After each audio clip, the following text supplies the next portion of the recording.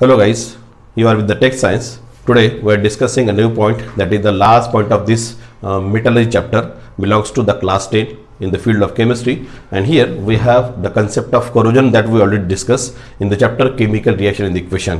What is corrosion? Generally corrosion or the rusting, both the processes are there. Rusting is a word which is specially used for the iron, and corrosion is for all the except iron we can use for all the metals, the normal use word like corrosion.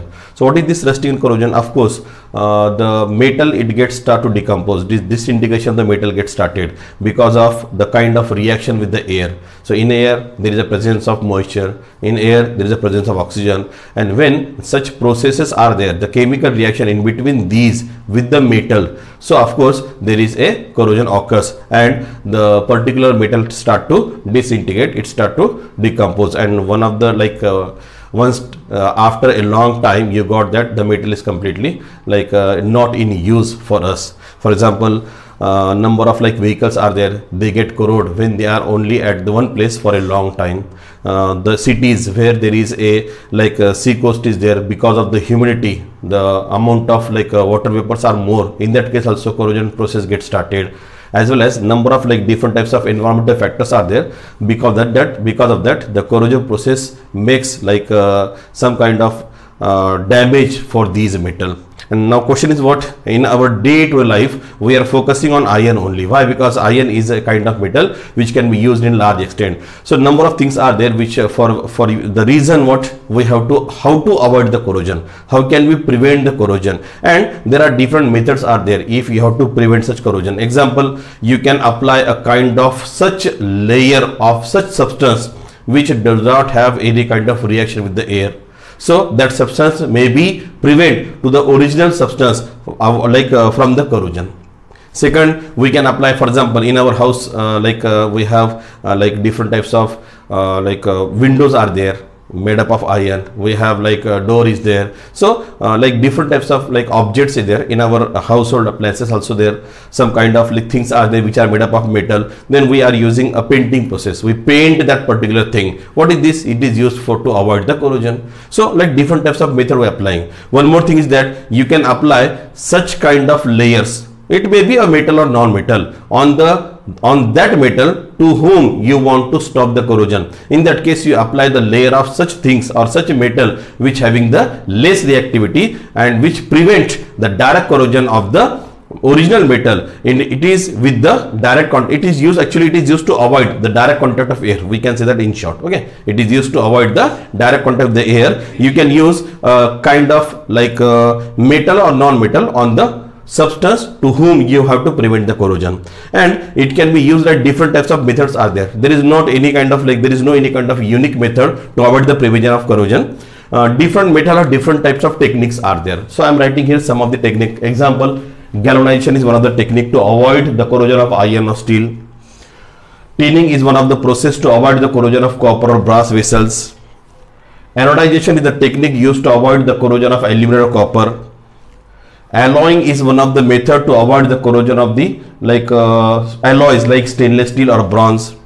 We have the electroplating method on the basis of electricity. So we have coating is there, maybe a silver plating, maybe a gold plated ornaments are there. So let us see one by one what are the different. If you observe on these example, what you found, everywhere the examples are different. What does this mean? It means that the different metal have different kind of technology to stop the corrosion for some time. It may be used to prevent this. Example, the first thing, galvanization. As you see in your day to life, the shining pins are there, the shining nails are there, iron nails are there. So when they are new, they are completely shined. How? Observe, a layer of zinc is there, a layer of zinc is deposited over iron or steel. So what happened here? Of course they have the when you apply a layer of zinc on iron or steel, what happened here? Here the two things are there as an advantage. Number one, this zinc avoid direct contact of this iron or steel over with respect to the air. As zinc is more electropositive, of course the corrosion of zinc start first, and for a year the corrosion of iron and steel gets stopped here. Second thing, it gets shine. You got something new. It gets shine and attractive because of applying a layer of zinc over the iron or steel. And this is one of the method called as the galvanization method. Next, we have tinning method. Tinning method basically used in our like those vessels which are made up of either copper or brass. Generally, some kind of vessels are there. If you observe in your kitchen, they are made up of brass. In that case, if you observe some kind of like buttermilk or curry, when you put forth inside this copper or brass vessel, greenish layer on the surface of this buttermilk or curry will be there. So of course it is a poisonous. So to avoid this, on this vessel of copper or brass, you have to apply a layer of we can say that tin. You have to apply a layer of tin. So what happen here, when you apply a layer of tin over the copper and brass, of course it is avoid the corrosion also. And one more thing, the like chances of poisonous substances will be avoided because of this tinning process. So number of things are there, like we can say that if you observe these two methods, what is the inference of this? Of course there is one inference that different method have the different technology to avoid the corrosion. Next we have anodization method. What happened in the anodization method? Example aluminium, example copper. You have the number of like things like videos are there on YouTube also, how to avoid the aluminium, corrosion of aluminium using anodization method. Very simple. It may be a copper, it may be aluminium. You just apply a layer of oxide on this aluminium or copper. If there is aluminium, you should use aluminium oxide layer. What happened here? Original aluminium, on this original aluminium, that is called metal, if the oxide layer get deposited, of course it prevent from the corrosion. And second thing, if you apply a thick layer of aluminium oxide, like oxide, what happen here? It also like prevent from the damage of the aluminium. So these are the two like different types of advantage you got when you apply the anodization process over aluminium or copper. Let's see the video of the anodization, and you find that when the layer of aluminium oxide layer on this aluminium or copper, it get deposited on this, of course there are two advantages are there. First, the corrosion of this particular metal gets stopped, and second, if the layer is somewhat thick, then you find out that here there will be prevention of damage of such kinds of like a metal also there. Okay, let's see the video. Hello guys, this is what the diagram for anodization. In the diagram of anodization, as an example, we just consider as a aluminium, and on this aluminium we have to deposit a layer of oxide here. That's why there is a prevention of corrosion occurs. If you observe, you find out that these are some kind of vessels are there, and they are made up of the aluminium, and they are connected to the positive terminal of the battery. And we already know that those like things which are connected to the positive terminal of the battery, they are called as the anode. You can take any kind of graphite as a like any kind of like electrode as a cathode here.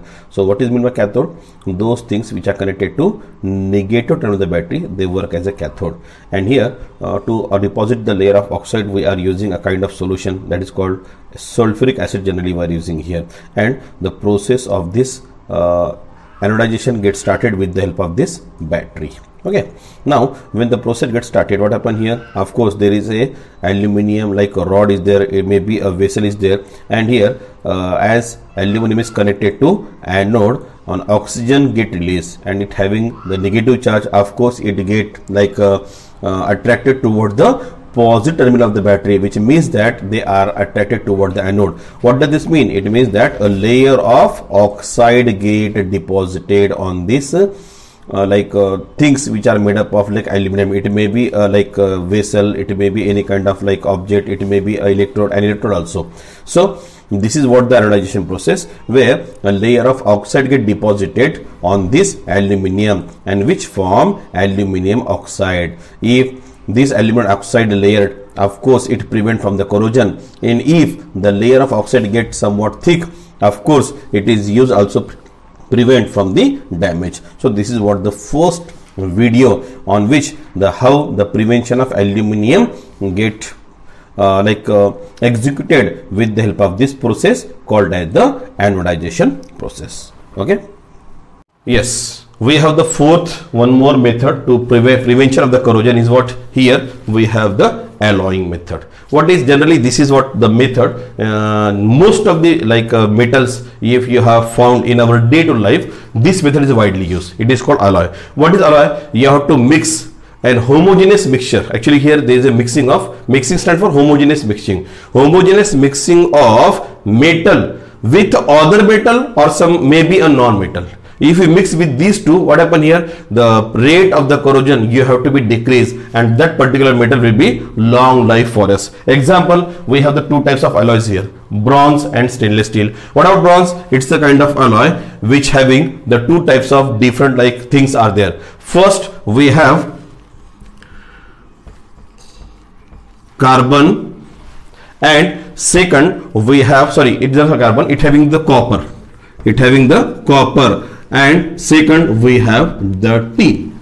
So here the copper having the 90% of total bronze, and out of 100%, and 10% we have the tin. So when you mix with these two, copper and tin, the final alloy you got the bronze. And because of that, observe in our in our surrounding, the number of statues are there which are made up of bronze. So it doesn't have any kind of effect of rain, effect of sunlight, etc. And they having the long life because of this kind of alloy. We have one more alloy example, stainless steel. Stainless steel, we have the three different things are there which are made up of this stainless steel. This is stainless steel having the three types of substances. First we have iron, second we have chromium, and third we have carbon. So if you observe the proportion of these, we have 78% of iron, next we have 18% of chromium and 8% of carbon. Okay, so we have generally these three things are there. Number one, sorry, 74%, not 78, 74%. 74% of iron, next 18% of chromium and 8% of carbon. If you add this, 8 plus is 16, 16 plus 4, it is 20. So carry 2, 2, 1, 3, yes, it is 100%. So you got stainless steel equal to 100%. So if you observe here, mixing of iron, chromium and carbon, like it having the stainless steel. So observe, we have the number of vessels in our kitchen which are made up of generally stainless steel. We have the number of statues are there which are made up of bronze. So of course the their life get increased because of this method called as the alloy. And the last method that we discussed here, it is called electroplating. We are aware of the electroplating method since the 8th standard. So what exactly here? So we apply through the electroplating method, we apply a layer of less reactive metal over a highly reactive method. For this we have this silver plating method is there, we have this gold plated environment is there, ornaments are there. So there is a different examples are there. Let's see one of the video on the basis of this electroplating, how the silver plating is done on a normal spoon. Okay,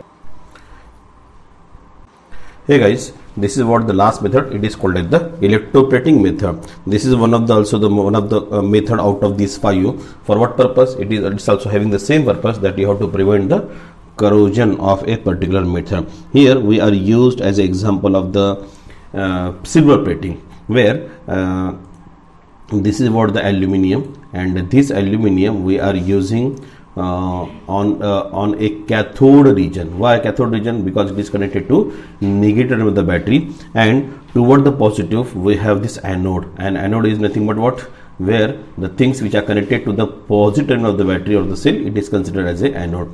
As a example, silver plate, it works as a anode, and the aluminum spoon is work as a cathode. And you are using what kind of thing you have to deposit? You have to deposit a layer of silver on this aluminum. So we have used the solution of the respected salt which is connected to anode. At the anode region we have the silver, that's why we are taking the solution of AgNO3, silver nitrate, as the salt of this particular solution. Okay, now when the electric current gets started, what happen here? The oxidation process happens at the anode region, and by losing the electron, now this Ag get converted to the Ag plus ion, and this electron is moved toward this battery and it is attracted toward the negative terminal, and here the electron get deposited. As the negative charge goes on increasing, of course there is a the ions, that is called Ag plus, it get attracted towards the negative terminal of the battery, means of course towards the cathode. And here at the cathode region we have this aluminum spoon, and this silver get a layer of silver now start to deposit it over this aluminum spoon. And after some time, because of this continuous reaction, there is a oxidation process occurs at the anode region, and by accepting electron, reduction process occurs at the cathode region. There is a continuous deposition of the Ag on this aluminum spoon. And finally, you after some time, when you take out this aluminum spoon out of this solution, you found that there is a deposition of the layer of the silver silver over the aluminum. Okay, so this is what the example of the electrolysis, electroplating method, where there is a deposition of the layer of the silver over this aluminum spoon. Okay, so this is what one of the method of to prevent the corrosion. Okay, thank you.